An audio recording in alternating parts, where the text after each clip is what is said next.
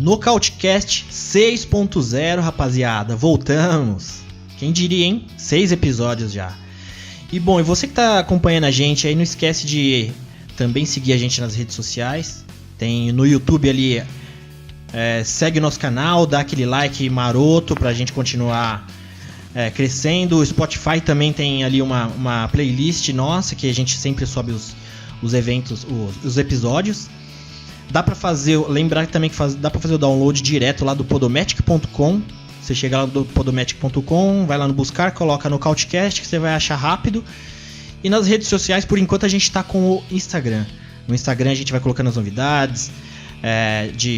Geralmente eu coloco lá o convidado da semana. Então a gente vai começar aos poucos melhorar essa rede social. E hoje a rapaziada que tá me acompanhando tá quase casa cheia, tá bacana. Eu tenho Mestre Orsano. Fala, mestre, tudo jóia? Fala, grande Davi, rapaziada aí do Nocautecast. Estamos aqui no episódio 6.0. Como sempre, combatendo o ufanismo, o pachequismo e o endeusamento. Maravilha, hoje o mestre tá que tá, porque ele vai falar da categoria predileta dele. Mas vamos lá. André G, meu amigo, boa noite, tudo bem? Boa noite, Davi. Boa noite, rapaziada. É isso aí, vamos lá para mais um episódio. Falar bastante hoje dos levinhos, da alegria do mestre Orsano. É isso aí. E também com a gente aqui, Gabriel Sater, o nosso músico aí. Boa noite, Gabriel, tudo jóia?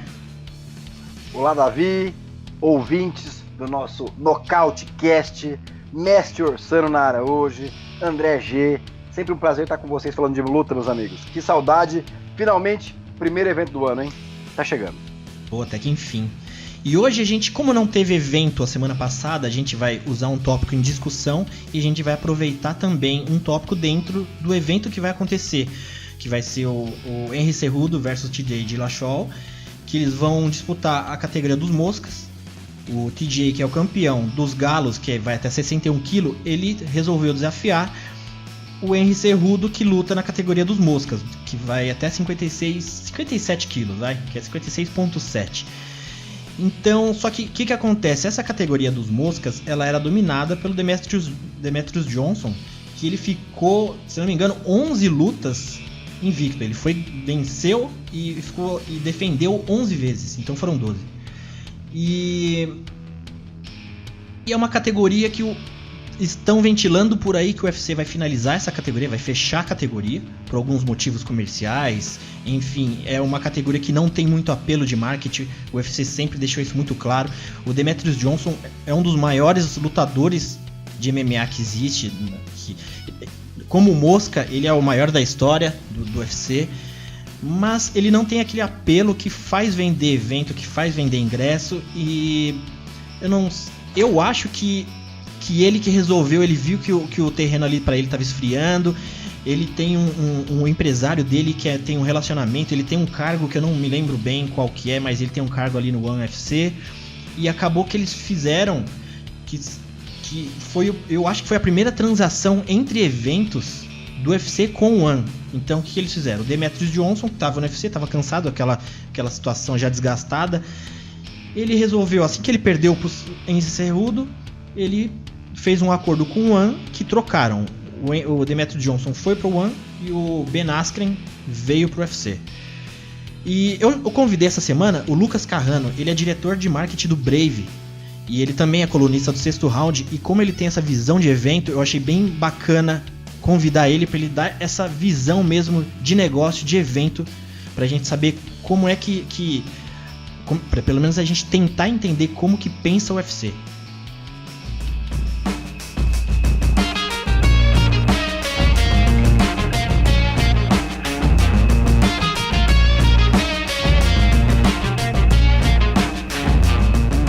Olá, amigos do Nocautecast. Aqui quem fala é Lucas Carrano, do Brave Combat Federation e também do Sexto Round. Um prazer fazer parte aí dessa mesa redonda dessa discussão sobre MMA. Falando da categoria de pesos moscas e da possível extinção dessa divisão de peso até 57 quilos, não deixa de ser curioso o fato de que foi anunciada uma luta de título imediatamente depois do anúncio oficial para que essa categoria fosse descontinuada, né? Mas, ao que tudo indica, os planos são mesmo de se extinguir a categoria até 57 quilos, e acho que aí tem uma série de fatores que influenciaram para isso. Alguns são fatos consumados, que não se há muito, né, o que fazer com relação aos mesmos, mas em alguns pontos a gente pode sim, por que não, criticar a falta de habilidade do UFC para poder administrar essa categoria de peso e mantê-la ativa durante um pouco mais de tempo. Para citar esse último exemplo primeiro, né, eu sempre fui um crítico ferrenho da forma como o Demetrious Johnson era promovido. Você tem o maior campeão, né, o campeão mais longevo da história do Ultimate numa categoria e simplesmente não consegue fazer ela decolar. E, ao meu ver, muito disso por falta de investimento. Não adianta botar o cara para fazer luta principal de pay-per-view, botar ele na Fox e achar que isso por si só vai resolver. Mesmo fenômenos como Conor McGregor, né, tiveram um background muito grande aí de investimento pesado, de alianças fortíssimas com grandes grupos midiáticos, com o próprio departamento de storytelling do UFC para poder desenvolver narrativas e formas de engajar a audiência e tal. Eu sempre cito o exemplo da luta contra o Ray Borg, né, quando o Demetrious Johnson tirou aí uma finalização muito não ortodoxa do seu chapéu e, custaria aí alguns milhões de dólares levá-lo aí a programas como Good Morning America ou então outras atrações que tem um público um pouco mais diversificado que não o dos fãs de MMA, mas faria sem dúvida nenhuma, né, um impacto muito grande na imagem do cara. Outra coisa também seria explorar de forma mais assintosa, né, esse foco que o DJ tem no universo game, no universo gamer. Hoje a indústria de games é a indústria mais lucrativa do mercado de entretenimento e não teria por que o UFC não se aproveitar disso. Enfim, todas essas coisas ficaram no passado, isso não foi feito e é um dos motivos que geraram não só a própria saída do Demetrious Johnson do plantel do UFC, se juntando aí ao One Championship, mas também a própria descontinuação da categoria até 57 quilos. Além disso, existe um desinteresse natural, sim, do público, né? Você vê que lutas ruins de atletas mais pesados, né? Tem, eu acho que um pouco também do imaginário popular, em que você tem homens grandes e musculosos, enfim, eles chamam mais atenção, né? Tem uma silhueta um pouco mais intimidadora, mas, enfim, isso também não é nada que não possa ser trabalhado. Mas acho que esses dois fatores, eles trabalharam muito fortemente, né, lado a lado aí para poder minar a possibilidade dessa categoria. E de fato, se você for olhar os números, né, assim, só analisando, essa é a grande questão. Você olha como qualquer produto, né, uma categoria para um evento é um produto, você analisa a eficiência que ele tem e você tem duas respostas. Ou vamos fazer algo para contornar essa situação, ou simplesmente vamos tomar a decisão de fechar, descontinuar, parar de produzir, enfim, o que quer que seja, baseado na falta de rendimento. E o UFC optou pelo segundo caminho, né? Tem aí também um componentezinho extra que é muito pouco falado, que é o fato do UFC ser muito focado em mercados como Europa, Brasil e Estados Unidos, onde você não tem uma oferta tão grande quanto em outros lugares de pessoas, né, ou de homens principalmente, aí no caso, já que falamos da categoria masculina, que lutariam até 57 quilos. A média de estatura, de peso desses lugares é um pouco maior e fica um pouco mais difícil você encontrar uma variedade muito grande. Enquanto você olha, por exemplo, o caso do One Championship, posso citar também, por que não, o Brave Onde Trabalho, e o Road FC, tantos outros eventos aí asiáticos que tem menos problema, porque você encontra, né, uma oferta maior. Primeiro que você tem mais gente, inclusive, que pratica artes marciais e mais gente também com uma média de estatura aí que se enquadra no que seria a categoria de 57 quilos. Então, como o UFC sempre foi e agora cada vez mais desde a aquisição da WM e IMG, né, tem ficado cada vez mais focado nesse mercado ocidental e principalmente americano. Isso dificulta muito a chegada de atletas e uma possível ascensão de uma estrela, enfim, coisas do tipo. Acho que isso aí desenha bem o que foi o momento que culminou na extinção da categoria até 57 quilos. Eu particularmente lamento, acho que mesmo sem trazer os dividendos que se esperava, é justificado sob o ponto de vista esportivo e se compensa de outras formas. Poderia ser trabalhado, mas aparentemente é uma decisão que não tem volta. E claro, né, quando se tem uma conta de 4 bilhões de dólares para pagar, não dá para ficar também desconsiderando o fator financeiro acima de qualquer outra coisa. Tá bom? Um abraço e até a próxima. E esse aí foi o Lucas Carrano, ele que é diretor de marketing do Brave, também colunista ali do Sexto Round. E aliás, o Sexto Round tem um chargista bem bacana, quem puder acompanhá-la também. E Baita de um chargista. ele é bonito. É o nosso mestre chargista Davi Carvalho, minha gente. E o Carrano é bacana essa visão de marketing que ele tem, né? Por ele trabalhar na área de marketing de um evento grande que investe. E a gente sabendo também, como o Carrano falou, a IMG ela comprou o UFC por muito dinheiro e ela quer esse dinheiro de volta, né? Ela quer investir nas lutas e quer aquele retorno. E como qualquer negócio, quando você tem vários produtos que são as categorias, né? E os subprodutos que são os lutadores, se você tem uma categoria que ela não se justifica ao ponto de vender, os caras, como visão de negócio, eles têm que repensar isso e ver se vale a pena manter ou não. Então, o UFC ventilou isso, que eles estão fazendo essa escolha, que eles vão liquidar essa categoria dos moscas. Dillashaw resolveu antes, na verdade, lá no começo o Cerrudo ele tinha desafiado o Dillashaw, mas eles resolveram fazer o Dillashaw descer dos galos para disputar nos moscas. Então tem aquela ideia, se o Cerrudo perder,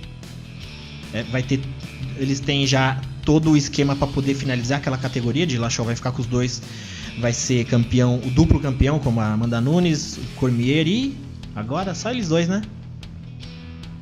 Só eles dois. O McGregor não é mais. Então, mas se o Cerrudo vencer, então ele vai se manter ainda campeão dos moscas. É aí que não sei se isso vai fazer mudar muita coisa para os proprietários do evento, mas é o que a gente tem como argumento ali para levantar algumas bolas. Vamos discutir aqui com os meus amigos. Quero começar então primeiro com o Mestre Orsano. Mestre, falando de categoria, né? Assim como eu falei que cada categoria ela é vendida para todo o perfil de usuário, né? Eu gosto de uma categoria, alguns gostam mais de outras, e muita gente fala que as categorias mais leves elas não são tão bem vistas, e já um pessoal que gosta mais de uma visão aprofundada técnica fala não, porque eles têm muita velocidade, tem precisão nos golpes, também tem a beleza plástica. Mestre, eu sei que você é fã dessa categoria, eu sei que você vai ficar muito triste se ela for dizimada. O que você pensa sobre isso? Boa noite novamente à bancada aí, rapaziada. Veja bem, primeiro que quando foi anunciada a participação do nosso amigo é Carrano, eu li por alto, eu pensei que era Carano. Eu falei, rapaz, a Gina Carano não vai participar do nosso programa? Né? Já pensou eu com o telefone dela? Aí eu li por alto, mas não, é o nosso amigo do marketing aí. Bom, vamos lá. O grupo que comprou o UFC é um grupo que veio do WWE, se não me engano. O que acontece? Lá dentro do WWE, os caras gostam de espetáculo. Eles gostam de ver os brutamontes lá saindo na mão, mesmo que ficticiamente lá é fictício, é tudo armado, mas isso é uma cultura do americano, isso está enraizado no americano. Então, isso obviamente é transposto naturalmente para o MMA. Então, eu sei que o público que é menos hardcore, o público que entende um pouco mais, ele reconhece a qualidade técnica das lutas dos levinhos.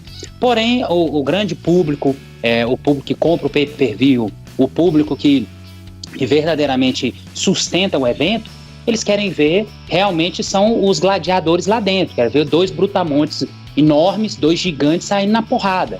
Então, essas categorias levinhas, dos levinhos, né, mosca, galo, pena, né, são categorias que, ao meu ver, dos moscas até os leves, daria perfeitamente para fazer 2 categorias só. Por quê? Eu tenho um espaço de 13 quilos dos moscas até os leves, de 57 a 70 quilos. 61. 70, não, tô falando dos moscas aos leves. Ah, tá, desculpa, sim. Então são 13 quilos. Então veja bem, eu poderia muito bem dividir 6 quilos em cada uma, 6,5 quilos, entendeu? Se você observar no meio pesado, a diferença do meio pesado para o pesado são 27 quilos, de 93 a 120. Então, assim, e é uma categoria só, é uma diferença só.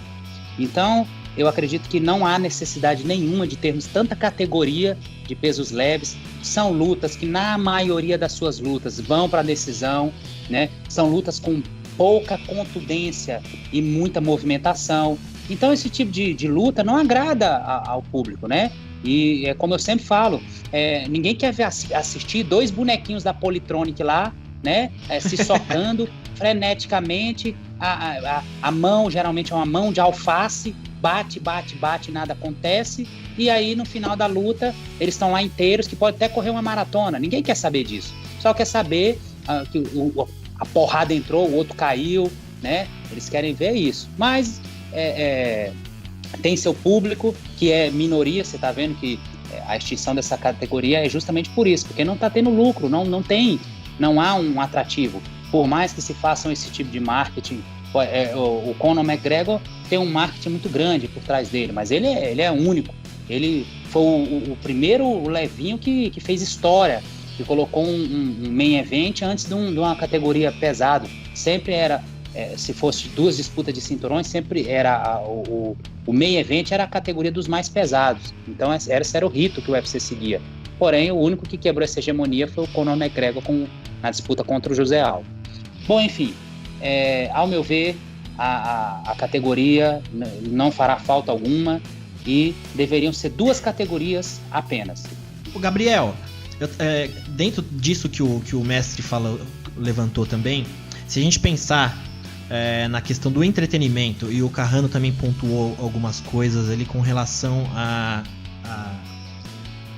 ao mote, né, ao assunto Demetrious Johnson, porque ele é um cara, gente boa, pai de família, gosta de jogar videogame pra caramba, ele faz aquelas lives dele, só que ele tem um perfil que o carisma dele vai num segmento diferente, por exemplo, de um Conor McGregor.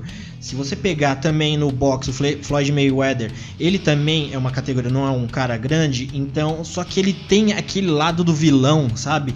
Você acha que, na visão do entretenimento, valeria a pena o UFC tentar trabalhar mais isso dentro do Demetrious Johnson, ou às vezes o perfil do cara você acha que não dá pra extrair muito?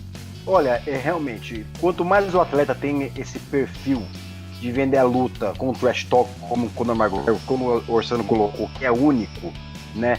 Faz-se dinheiro, as coisas acontecem, pay-per-view são vendidos, isso é bem óbvio, né? Os números não mentem, como o próprio McGregor fala, né? Uma observação antes de começar a minha colocação é que o próprio Dana White, depois de ver o rebuliço que a imprensa fez em relação a esse tópico de acabar com a categoria dos moscas, foi que ele falou em uma entrevista que não está certo o fim da categoria ainda, né? Eles vão esperar essa luta ocorrer nesse sábado agora, no dia 19, para daí decidirem, porque ele nunca viu tanto interesse em relação a essa categoria. Pra vocês verem que não gera dinheiro, não gera interesse, não gera receita, como o Carrano colocou.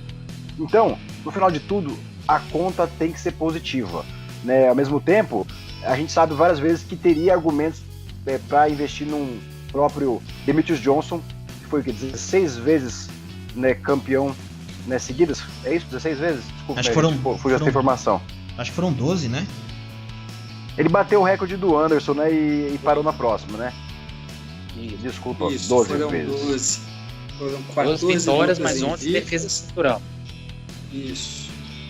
Então, a partir disso, o UFC, se tivesse interesse e injetasse um dinheiro, poderia testar. Mas a gente viu que a primeira vez que Dana White se interessou em bombardear um evento e fazer uma super luta do Demetrius Johnson contra o TJ Dillashaw lá atrás, nunca ocorreu o interesse do DJ, Demetrius Johnson, em fazer parte dessa luta. Ou seja, ele também não jogava o jogo porque ele queria bater esse recorde, não queria, na última, né, disputa que ele poderia bater esse recorde do Anderson, ele se expor, né, contra o TJ, que é um adversário duríssimo, todo mundo sabe, altamente completo.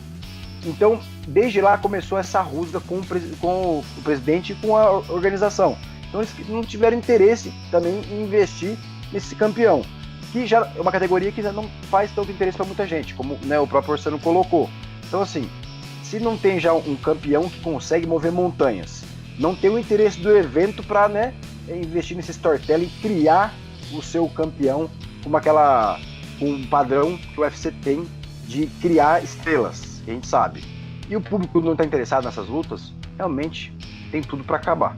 Né? E como a gente falou, o Demetrius Johnson é um bom pai, um bom marido, eu digo, né, uma boa pessoa, tem esse lado dos gamers, é um cara é um artista marcial, e infelizmente, né, a gente admira ele lutando, né, os fãs mais hardcore, mas a grande massa, infelizmente, nunca deu o devido valor dele também. É verdade. E se a gente imaginar que o UFC vai desfazer mesmo essa categoria, a gente pode dividir essa categoria como dois perfis de lutadores, né? Porque tem aqueles lutadores que eles se esforçam demais, que eles poderiam estar no galo, mas eles se esforçam mais para se manterem no mosca, porque eles têm um biotipo, têm um peso, têm um tamanho ali que ele já fica no limite. E tem os lutadores que já têm um biotipo também menor, que se ele subisse para os galos, ele já teria uma certa desvantagem com relação ao tamanho do oponente, né? Então, André G, como que você imagina, se você pegar aí, a gente pega os tops, né, da categoria dos moscas,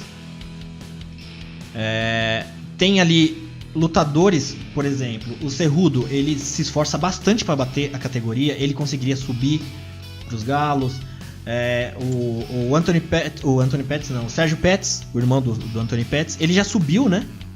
A última luta dele foi de galo, não foi? Isso, já foi de galo. Inclusive ele levou uma surra.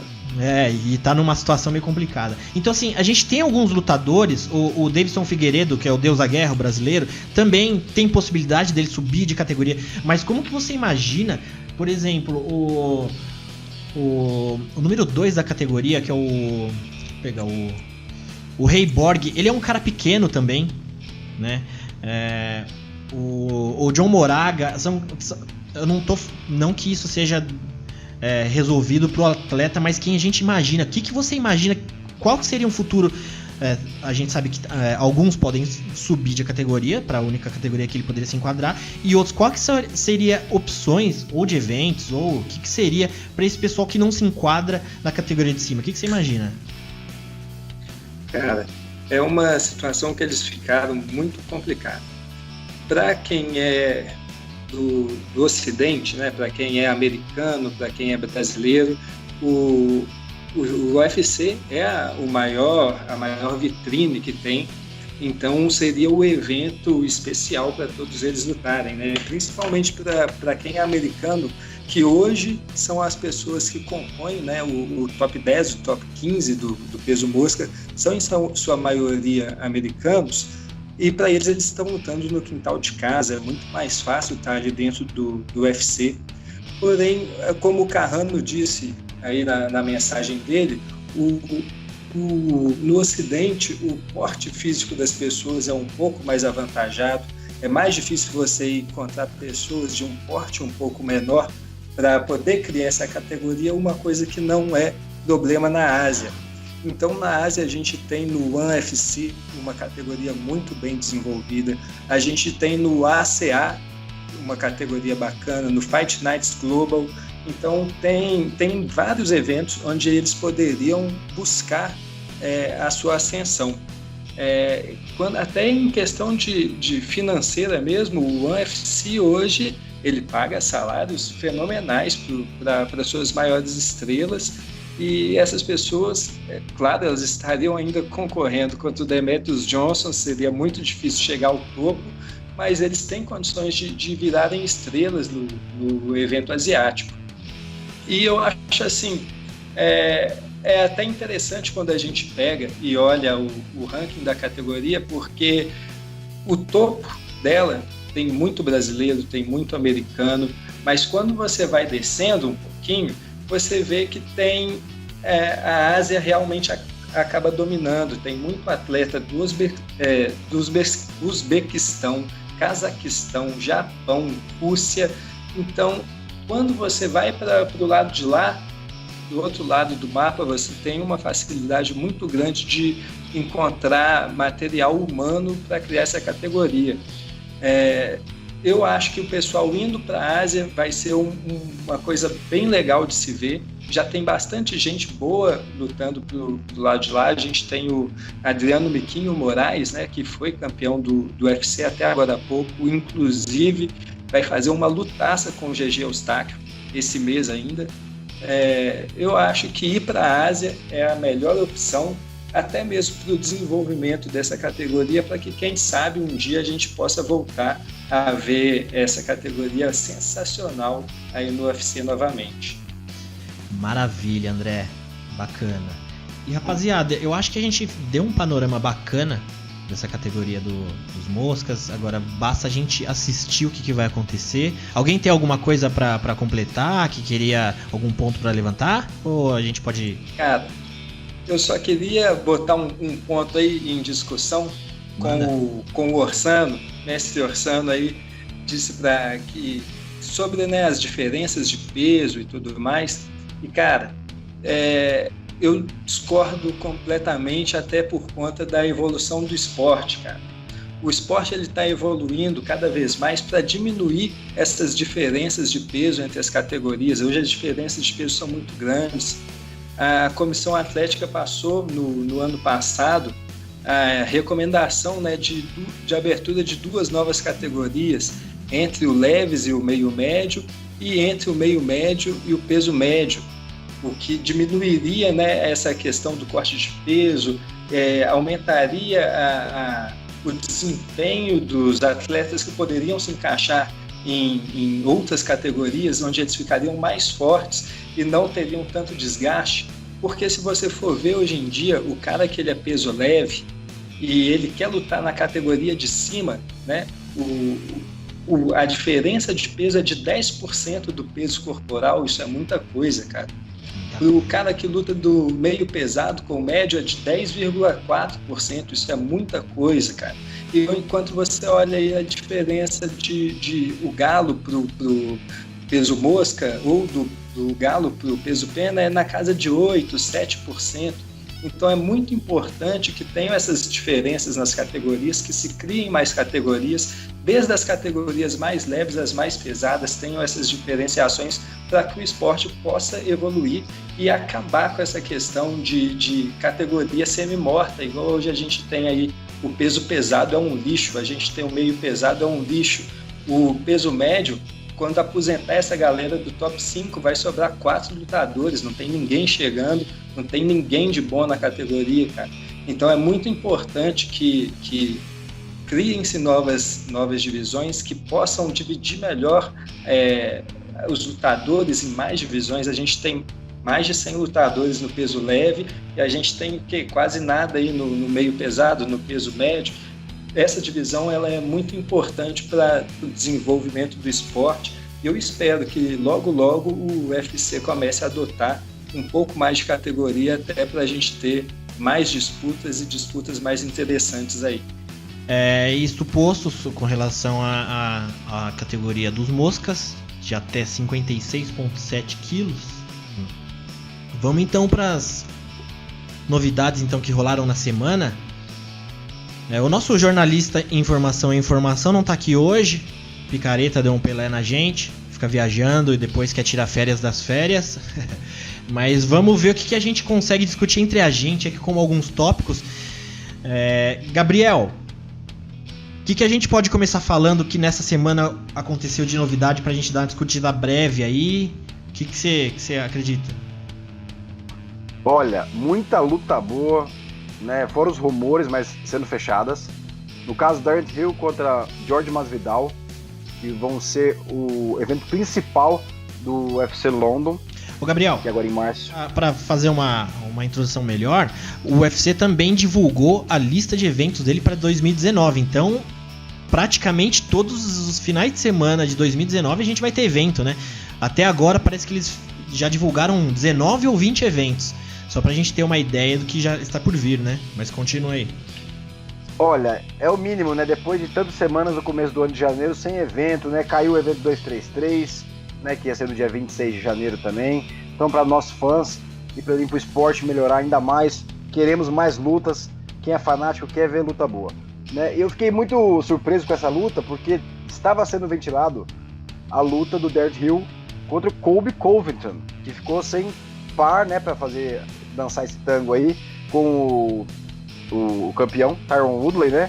Que foi surpreendido com a notícia que ia disputar o título contra o Kamaru Usman. Ele mesmo revelou na entrevista com o Ariel Helwani que ele não decide mais, não decide nada. Quem decidiu foi o UFC. Ele queria lutar com o Colby, mas agora é o Kamaru, que é uma luta até mais dura para ele do que o Colby, com certeza. Um cara que tem uma pegada muito mais forte, muito mais explosivo fisicamente. Inclusive o próprio Colby, né? Correu do Kamaru Usman quando foi oferecido para lutar. E essa recusa constante do Colby Covington, gente, foi que falaram que, né, o UFC fez o UFC tomar essa decisão de colocar o Kamaru Usman na frente do Tyron Woodley, né? Enfim, depois de todo esse rolo que eu falei, o que interessa é que Darren Till vai pegar Jorge Masvidal nesse UFC London, e o Colby Covington, através do seu manager, Dan Lambert, confessou que vai esperar o ganhador de Tyron Woodley contra Kamaru Usman. E tá certo que o UFC vai dar essa chance pra ele de novo. O que você acha, Orsano? Você acha que que o Colby merece essa chance de esperar aí? Na verdade, essa luta do Colby aí, pelas performances que o Kamaru vem tendo, eu também o colocaria na frente na fila, mas me parece que essa colocação do Kamaru aí foi única e exclusivamente por ele aceitar ganhar menos, entendeu?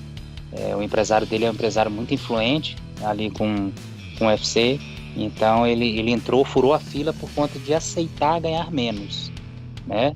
Mas mesmo assim as suas performances têm sido mais dominantes do que o próprio Colby, né?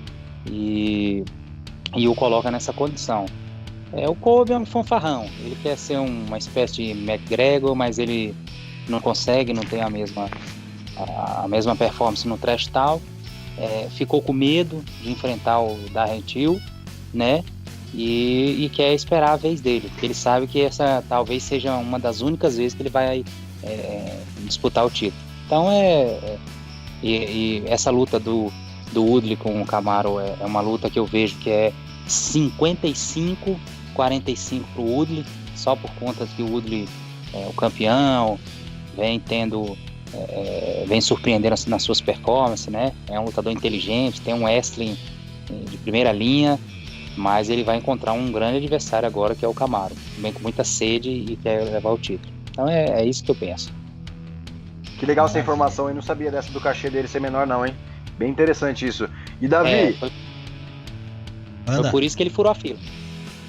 Que legal, eu não sabia dessa informação, bacana saber disso, viu? Porque ele estava bem revoltado na entrevista, né, com o Ariel Helwani, falando justamente que ele não entendia, porque ele faria números, né, o Colby faria números de pay-per-view muito maiores, ele tinha ganhado várias enquetes, né, em vários sites, que o público queria ver a luta dele com o Tyron, e eu acredito que o Tyron Woodley também, né, lógico que é um atleta formidável, né, não tem medo de ninguém, mas também seria uma luta mais fácil para ele contra o Colby, né. Agora, uma outra luta curiosa do 7-7 que estão querendo fechar é o Stephen Thompson, Wonderboy, contra o Anthony Pettis, que estavam falando desde semana passada dessa luta, né, era um rumor, mas parece que vai acontecer. Você ouviu isso aí, André? Cara, escutei falar disso e a única coisa que eu tenho para dizer é que o Pettis vai ser espancado. Maluco, né? Agora, você... O Showtime, ele sempre foi muito plástico. Acho que eles pensaram na plasticidade, mas a diferença de peso é muito grande. Para mim, o tio da Rentil, como o Steve Thompson, eles têm que estar na categoria dos médios. Só para fazer um adendo aí do que o André falou agora há pouco sobre essa questão de mais divisão de peso, para mim, o que deveria acontecer é colocar o cara para fazer medição por altura, entendeu? Não precisa ser tanto por peso, a gente teria menos problema com envergadura, por peso, se você dividisse por altura. Então a categoria para mim poderia ser por altura. Então você iria ver os lutadores mais ou menos na sua categoria de peso natural, sem fazer corte de peso, simplesmente por altura. E John Jones iria então para a categoria pesado, então, Orsano? Perfeito, John Jones, Gustafsson, todos esses grandalhões iriam lutar nos pesados. Às vezes eu fico pensando, se tivesse... É que assim, o UFC já chegou até 500 atletas no plantel dele completo, né? É muita gente, a gente fica pensando nessa questão do UFC ficar testando todo mundo, acompanhando o lutador, né? Mas também eu já pensei na seguinte situação com relação a esse negócio de corte de peso, não é o nosso foco, a gente pode até depois marcar um especial falando sobre isso, ou usar isso como um tópico de um programa, mas o UFC devia ter um acompanhamento mais próximo do atleta, de repente o UFC... indicar a categoria que aquele atleta deveria lutar já com, sei lá, um estudo de massa, de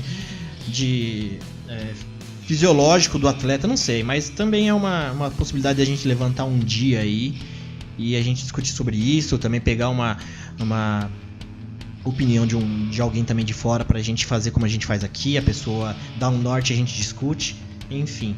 E com relação ao Pettis, rapaziada, é bem complicado, né, porque ele tava bem perdido, né? Ele ficava subindo e descendo de categoria, e quando ele resolve lutar no meio médio, você vai para uma categoria onde muita gente é bem maior que você, ele vai lá e escolhe alguém que o jogo não vai bater muito, porque o Wonderboy ele tem uma movimentação muito boa, ele tem a envergadura muito maior. Se eu fosse o Pettis, se eu fosse me aventurar, né, tipo...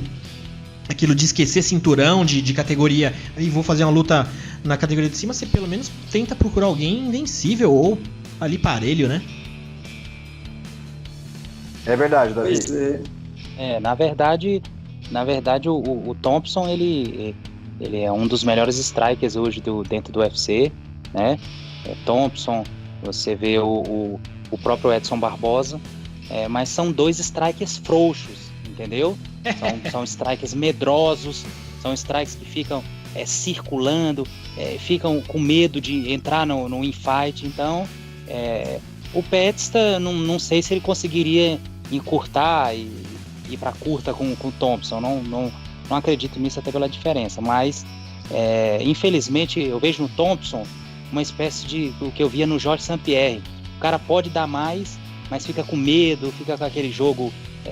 cauteloso. Então, assim, infelizmente é um dos mais talentosos que eu já vi entrar no UFC, mas é frouxo e medroso.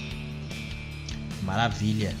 Também teve uma luta aí que foi confirmada, que eu sei que quem já tinha falado nos grupos lá com a gente, que tinha ventilado essa luta, foi o Gabriel, hein, Gabriel? Alissair Overeem versus Volkov, foi confirmada essa luta, e você já tinha... levantado a bola, né? Nossa, era uma luta que eu queria muito ver. São dois trocadores europeus, daquela escola europeia de kickboxing. E eu achava que tinha tudo a ver pela questão do ranking, pelo timing. E claro, quem vencer vai começar a credenciar a chegar mais em cima ali. Claro que faz muito tempo que eu queria ver o Caim Velasquez contra o Overeem. São dois atletas também que nunca se enfrentaram, né? De uma geração já... Se bem que o Overeem é uma geração até antes do Velasquez, né, gente? O cara é um dinossauro que passou por várias gerações do MMA. Impressionante como o Alistair Overeem se manteve. E até hoje lutando.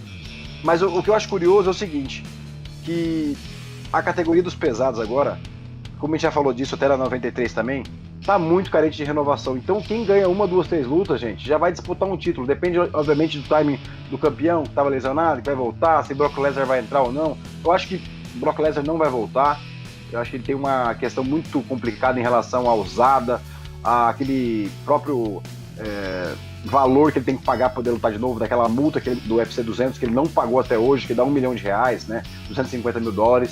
Ou seja, eu tô bem curioso para ver o que vai sair dessa luta, viu? Maravilha. Mais alguma luta aí, pessoal, que tenha fechado nessa semana? Alguém sabe de mais alguma? André sabe, André, aquela que você cantou a bola. Pois é, cara. Fechou aí uma luta bem complicada aí, que é a luta do Eliseu Capoeira, recém-ranqueado, né, no peso meio médio. Ele foi, casaram ele em março contra o Curtis Millender, aquele camarada gigantesco que vem apavorando aí na divisão. Luta difícil pro brasileiro e contra um cara que nem ranqueado é, hein? O UFC sempre não alivia pro Capoeira, né? A hora que ele consegue entrar no ranking, joga uma pessoa não ranqueada pra ele, que é uma pedreira, esse jovem aí. Ganhando o Pitbull, vem numa bela sequência. E, enfim, tem um teste aí que se ele perder, ele cai no ranking, e se ele ganhar, não anda muito. Então eu gosto do Eliseu. Ele tem um jogo muito duro, sempre, né, muito plástico, na verdade, né? Até a gente comentou isso na sessão dos Nocautecast Awards, sobre aquela joelhada voadora, né, André? Que você tinha até comentado, muito bem lembrado até. Então, assim, é um atleta que eu gosto muito. Merece pegar pessoas mais ranqueadas. A gente sabe que o UFC sempre faz isso, né? O UFC Fight Night 143, que vai acontecer dia 19 agora, vai ser no Brooklyn, Nova York. E vai ser o primeiro evento da ESPN, né? Primeiro evento. Isso, primeiro evento. E eu vou começar então de baixo pra cima entre as 3 lutas principais do evento. Tem o brasileiro Glover Teixeira, que é aquele cara que é o cara certo no momento errado, né? Um dos nomes que a gente teria perfeito para tá ali encabeçando. Ele sempre esteve encabeçando a categoria, mas era uma possibilidade também de cinturão se ele tivesse estreado no UFC um tempo atrás, mas ele teve alguns problemas ali de visto, ele não conseguia ser liberado para lutar nos Estados Unidos, no entanto que ele acabou fazendo uma fila aqui no Brasil em alguns eventos. E ele vai pegar, e ele, por ter já passado esse timing, ele andou pegando Anthony Johnson, Alexandre Gustafsson, caras difíceis em momentos mais difíceis para ele, que ele já não tá naquele auge dele, e ele foi meio colecionando um cartel ali, vence, perde, e ele tá vindo de derrota pro Corey Anderson, e ele vai encarar o Cole Robertson. André, o que você achou dessa luta? Qual é o seu palpite? Como que você vê essa luta pro brasileiro? Cara, luta complicada pro Glover. O Glover já tá com 39 anos, né, cara? Ele, igual você mesmo falou, ele ficou muito tempo sem poder ir pro UFC por conta dos problemas dele de visto. Quando ele foi, ele conseguiu chegar na disputa de cinturão, mas a idade sempre chega para a pessoa, e parece que chegou para ele agora nessa última luta com o Corey Anderson, que ele já não performou tão bem, ele já está ficando um pouco lento, e isso vai ser problema contra um cara jovem igual o Robertson. O Robertson ainda está vindo da divisão de baixo, né? Um peso médio que está subindo, mão pesada, muito rápido. Acho que vai ser complicado para o Glover, só que ele tem aí ele tem uma técnica maior, e nesse conjunto dele, na caixa de ferramentas, ele tem ali a chave da vitória, que é o wrestling dele, mas o jiu-jitsu, o grappling dele é muito bom. Acho que ele consegue, depois de passar um certo perrengue, derrubar o Robertson e tirar ali um mata-leão, alguma finalização, ainda na primeira metade do combate, para poder acabar com a luta. E Mestre Orsano, você acha que o Glover ele ainda tem tempo de mais uma corrida pro cinturão? Eu tava vendo aqui, quando ele disputou o cinturão foi contra o que o André aí levantou, foi contra o John Jones, né? E foi lá em 2014. Em 2014 já não era mais o timing muito dele, né? Ele tava pegando quando ele veio disputar o cinturão, já pegou o John Jones, que é o John Jones, mas ele já tinha meio que passado um pouco do timing perfeito para ele, que é um cara completo, ele gosta da trocação, mas o forte dele é o jiu-jitsu, ele vem da luta agarrada. E, mestre, você acha que ele ainda tem tempo para mais uma corrida pro cinturão? Olha, o Glover, eu acredito que ele não tenha mais tempo. Não, quer dizer, a gente não pode falar isso, sabe por quê? Eu tô vendo aí uma grande aberração aí e disputar o título agora, que é o Anthony Smith, né? E nem deveria estar aí. Seria a mesma coisa eu colocar o Marreta para disputar também. São duas aberrações que estão aí na categoria dos meios pesados, fazendo um barulho, mas não tem nível nenhum para estar aí. Essa é a realidade, não tem de jeito nenhum. Isso para mim foi uma das maiores... Eu não sei nem o que aconteceu com o matchmaker do UFC fazer um casamento de luta assim. Então, se o Anthony Smith chegou, o Glover também pode chegar. É muito mais lutador do que ele, muito mais, não tem nem como comparar. Porém, eu acho que ele está chegando na decrescente da curva, né? 39 anos, então já não é mais nenhum menino, o peso da idade começa a bater, então eu acho que ele está na decrescente da curva.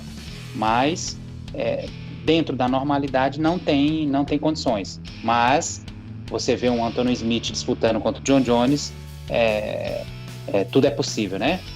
É verdade. E Gabriel, se a gente pegar o carro-chefe do Glover, sempre foi o jiu-jitsu, né?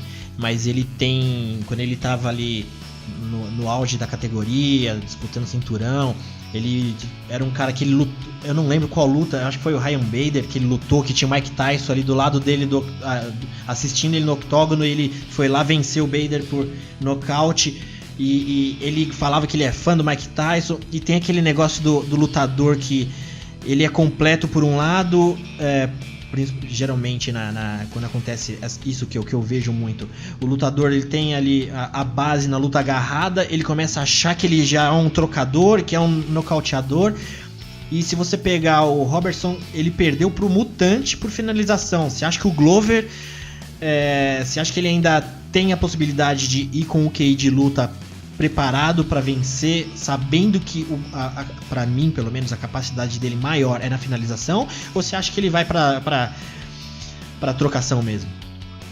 Olha, é complicado imaginar o que ele está pensando em termos de estratégia agora.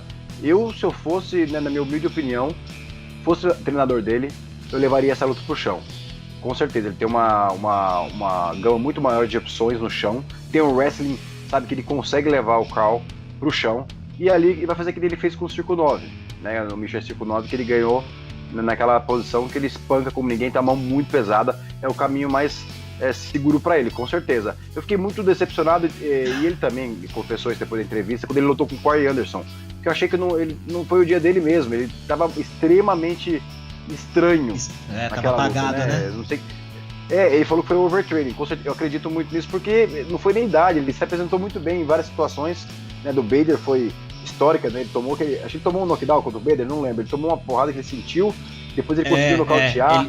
Ele deu uma bambeada. E o que você fala de overtraining é quando o cara ele treina a mais do que é necessário e o corpo quase meio que entra num colapso, né? Exatamente, e foi isso que muita gente falou, porque ninguém entendeu o que aconteceu com o Glover, né? Os treinadores dele estavam super bem treinados, ele tem tudo para ganhar do Corey Anderson, e enfim, eu acredito que ele vai ganhar essa luta sim, né? Eu queria muito, na verdade, ter visto a luta dele com o Cutelaba, que era a luta original, né? Que seria uma luta duríssima, porque o Cutelaba é um pegador, o cara tem uma força física impressionante, uma explosão, né? E também eu acredito que seria o caminho para ele levar pro chão, entender como é que tava o wrestling do Cutelaba, né? Para ele poder levar também. A maior questão é que sempre as pessoas comentam do Glover, eu vejo em vários fóruns, é a questão mesmo do treinamento, né? Não só a idade, como o Orsano colocou muito bem, que, né, não é mais um garoto, mas a gente vê o Daniel Cormier, né, com a idade que tem, se apresentando de uma forma, né, maravilhosa, que a gente nem pensa em aposentadoria pro Cormier, né? No caso do Glover, eu sinto que quando ele começou a treinar na academia dele, que é muito mais confortável, deve ter uma qualidade de vida muito melhor, para ele, é claro, né, e não foi mais para TT e outros campos que tem muito material humano, né, ficou mais complicado para ele. Então, assim, não tem jeito, você tem que estar no meio dos leões, para ser um leão também. Tem que ter material humano para você poder treinar e evoluir. Quando você acaba treinando com seus alunos, fica mais complicado. Maravilha. E pessoal, vamos então pro Come Event. Joseph Benavidez versus Dustin Ortiz. E essa luta, o UFC geralmente costuma fazer isso. Quando tem uma luta principal, ele meio que já deixa um lutador da categoria meio de sobreaviso, meio que um step, caso tenha algum acidente, algum problema, ele consiga substituir. Ainda mais sabendo que a luta do Dillashaw versus o Cerrudo é uma luta onde o Dillashaw vai ter que descer, vai ter que cortar mais peso. Então eles colocaram o Benavidez nesse card meio que de step ali. Só que essa luta, originalmente, ela foi marcada contra o Deiveson Figueiredo, né? O Deus da Guerra, o pupilo do Valide. Só que ele falou que estava ainda vindo, estava tendo uma lesão, ele estava trabalhando, tentando resolver uma lesão, ele teria pouco tempo para se preparar. Só que o Benavidez bateu o pé e falou, não, eu quero manter no card. E escolheram o adversário dele, o Dustin Ortiz, que ele já lutou, venceu o Ortiz, se eu não me engano, em 2014, há um tempo atrás. E André, ainda bem que por enquanto nada aconteceu e o Benavidez pode se manter ali no Come Event, né? E o que você acha dessa revanche Benavidez versus Ortiz? Cara, pra mim ela começa muito interessante por conta do novo contrato do Joseph Benavidez. Exatamente. Enquanto a categoria dos moças está aí aparentemente fadada ao seu final, o Joseph Benavidez assinou há poucas semanas um contrato de 3 lutas na categoria dos moscas. Essa com o Dustin Ortiz aparentemente é a primeira. Então já fica aí um ar de que, quem sabe, o Benavidez vai conseguir novamente a sua luta pelo cinturão. É uma revanche, cara, que assim, eu acho que não tem muito como ser diferente da primeira luta. O Joseph Benavidez, ele continua sendo um animal diferente, ele sempre foi ali o lutador número 2 ou 3 da divisão. Ele inclusive já venceu o atual campeão, né, o Henry Cerrudo, numa decisão bem controversa 2 anos atrás. Só perdeu para 3 pessoas na vida, o Dominic Cruz 2 vezes, Demetrius Johnson 2 vezes, e o Sérgio Pettis também numa decisão dividida, uma coisa que acabou sendo constante nessa fase mais recente da carreira dele. Lutador completíssimo. Eu não consigo imaginar como o Dustin Ortiz vai tentar finalizar ou vencer ele, conseguir um resultado diferente da última luta, por mais que o Dustin Ortiz tenha vindo numa crescente, né, ganhou 4 das últimas 5 lutas, mas eu não acho que ele vai ter muito o que oferecer pro Benavidez. Seria muito mais interessante se fosse a luta original contra o Deiveson Figueiredo, né, o Deus da Guerra, que estava vindo aí invicto, estava apavorando, chegou apavorando no UFC, 4 lutas, 4 boas vitórias, 3 nocautes. Dá falar aí pro Orsano que peso mosca também nocauteia, tava aí o Deiveson Figueiredo nocauteando todo mundo. Ia ser bem mais legal essa luta, mas já que o que a gente tem é Benavidez e Dustin Ortiz, eu quero apenas que o Benavidez consiga uma vitória rápida e se consolide novamente como número 1 para disputar novamente esse cinturão. Essa luta do Benavidez originalmente com o Deiveson é aquele cara marrento, né? Cheio da conversa fiada. O cara é boçal. Então, eu tava torcendo demais para ver o Benavidez quebrar a cara do Deiveson, mas ele malandramente viu que iria perder e fugiu da luta. Então, é discípulo do Valide, né, cara? Ele não pode esperar muita coisa. O mais legal do Deus da Guerra, o Deiveson, quando luta, se ele vence, é legal. O Valide do lado dele, ele que é mó figura. O Valide é um cara que, hoje mesmo eu tava vendo uns vídeos do Carson, aquele vídeo que tem clássico no YouTube do Marco Ruas, quando ele tava com problema com o Carson e o Joinha faz meio que uma mesa redonda entre eles ali. Aí eu fui de um vídeo pro outro, quando eu vi eu tava num vídeo do Valide pro PVT. cara, ele é muito figura, ele é muito doidão. E é legal as traduções dele quando ele no octógono, que ele muda tudo e manda o cara falar e...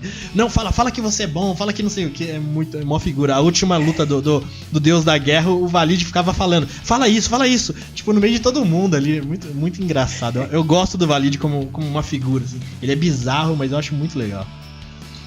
E pessoal, então vamos pra luta principal.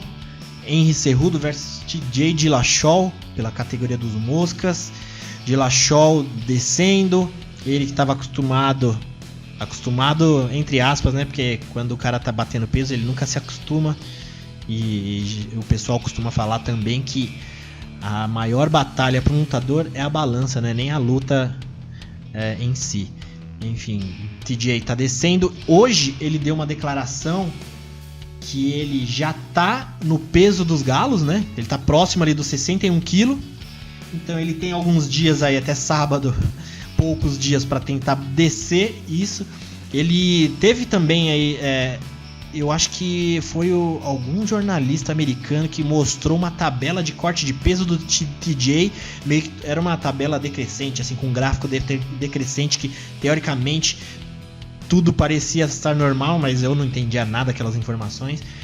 E vamos ver se ele vai bater. Gabriel, você acha que o TJ vai conseguir chegar? Se ele chegar, ele vai estar disposto, vai estar... porque ele vai ter ali 12 horas para se recompor, para reidratar, descansar. E como que você vê essa luta? Essa é a grande questão dessa luta, né? Como que o TJ estará fisicamente com esse corte de peso que ele nunca fez, né? O Henry Cejudo não sabe que é da categoria, está acostumado desde o high school, ele bate esse peso.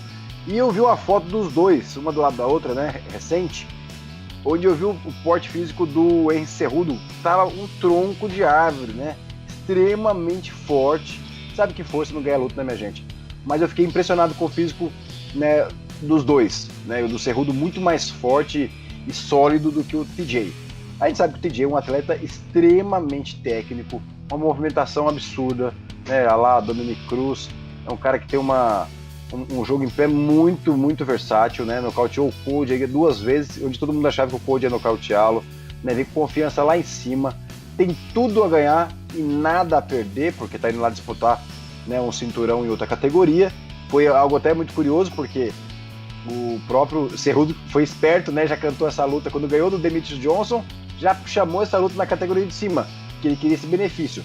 Mas nada mais justo do que o TJ, que tem muito mais tempo campeão, ter essa chance, já que o DJ, Demetrius Johnson, não aceitou fazer essa super luta, né? Então o Henry Cejudo tem meu respeito aí por essa questão, e todo mundo quer ver essa luta. Eu fiquei muito curioso, estou bem ansioso pro evento. Eu acho que não tem um favorito claro, né? Eu tô até com dificuldade de quem que eu vou votar pela essa questão, né? Se eu vou de TJ, mais preocupado com a questão física dele. Então eu estou em cima do muro, minha gente, vou confessar pra vocês, viu? Tá difícil. E André, se a gente pegar tecnicamente os dois lutadores, o TJ, ele é um lutador, eu acho que é um dos mais completos do cartel do UFC, né? Ele vem da luta agarrada, ele tem uma trocação afiada, ele é muito bom em pé, mas por mais que ele seja completo, do outro lado tem um wrestler olímpico, né, americano, que pelo menos em dos lados da luta pode tentar anular. André, como que você imagina tecnicamente essa luta que pode... Você acha que o TJ vai trabalhar de que forma para vencer esse cinturão? Cara, luta muito interessante justamente nesse aspecto técnico, né? O Henry Cejudo, ele tem um background fenomenal, ele tem uma ética de trabalho fenomenal. É só a gente ver o tanto que ele evoluiu em relativamente pouco tempo, né? Quando ele chegou no UFC, ele ainda era um lutador um tanto quanto cru, e ele chegou já não tem tanto tempo. Ele chegou em 2014, ele era basicamente um wrestler. Ele evoluiu bastante. ele evoluiu o jogo de mão dele, ele evoluiu a movimentação dele, ele está sendo um pouco mais inteligente nas suas investidas ali dentro do clinch, usando um pouco melhor, né, a parte defensiva dele. Então, assim, ele evoluiu tanto a ponto de ele conseguir anular o maior gênio dessa categoria até então, que era o Demetrius Johnson. Ele conseguiu igualar ali dentro do octógono, conseguiu igualar e conseguiu tirar o título dele, basicamente explorando ali as suas forças com essa ética de trabalho dele, que é fenomenal. O TJ Dillashaw é um cara que, poxa, depois que apareceu o Duane Ludwig na vida do TJ Dillashaw, a carreira dele mudou completamente. Quando ele saiu do TUF, ele era um atleta. Quando ele lutou ali, né, foi quando ele lutou contra o John Dodson na final do TUF, ele era um atleta. Quando ele lutou contra o Rafael Assunção e teve a sua segunda derrota no UFC, ele era outro atleta. E quando ele foi disputar o título contra o Renan Barão, poucas lutas depois dessa luta contra o Rafael Assunção, ele já demonstrou uma evolução tamanha no jogo em pé dele, que já não parecia mais que ele era um atleta oriundo do wrestling. Ele tem também um background forte no wrestling, foi um lutador na universidade, no colégio. Ele tem um potencial até para talvez conseguir travar as investidas do Cerrudo, conseguir também ter uma dominância ali dentro do clinch. Ele tem talento para isso, só que e ele, além de tudo, ele tem também um strike mais polido, uma movimentação muito difícil de se acompanhar, embora eu acho que ele vai ficar muito debilitado com esse corte de peso. Estou muito intrigado para ver como que o Cerrudo vai chegar, como que ele vai trabalhar para cortar essa movimentação dele, já que ele não é uma pessoa que utiliza muito low kicks, né? Ele não é de utilizar esse tipo de golpe, que mina bastante a movimentação. Eu quero ver o que ele vai fazer para conseguir igualar o jogo com o TJ Dillashaw, que tem um background parecido, embora em níveis completamente diferentes, e ainda é mais polido em pé.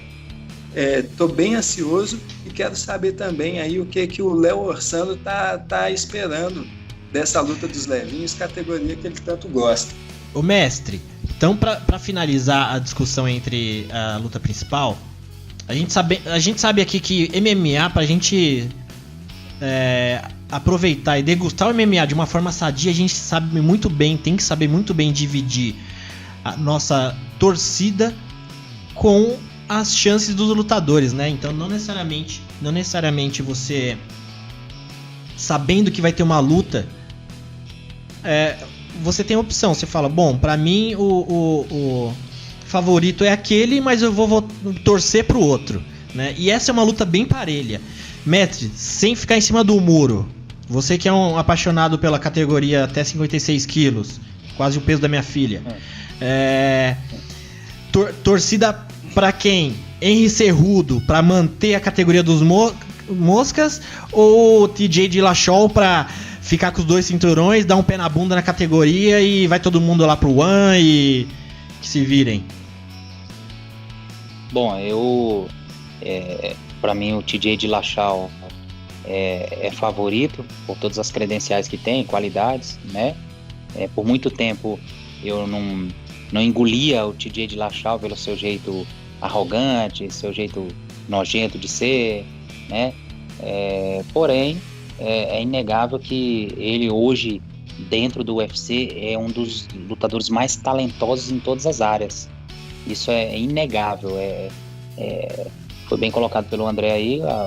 O TJ Dillashaw era contra o Dodson, que aquela luta, todo mundo fica falando dela, que ele foi nocauteado ali. Ali foi interrupção do nosso querido ícone Cecil Peoples, né? Esse aí conseguiu fazer besteira dentro do octógono, fora com as papeleiras, tá comentando, onde esse homem tiver vai fazer besteira. Então ali foi foi uma tremenda burrada ter parado aquela luta ali, mas o TJ só vem evoluindo de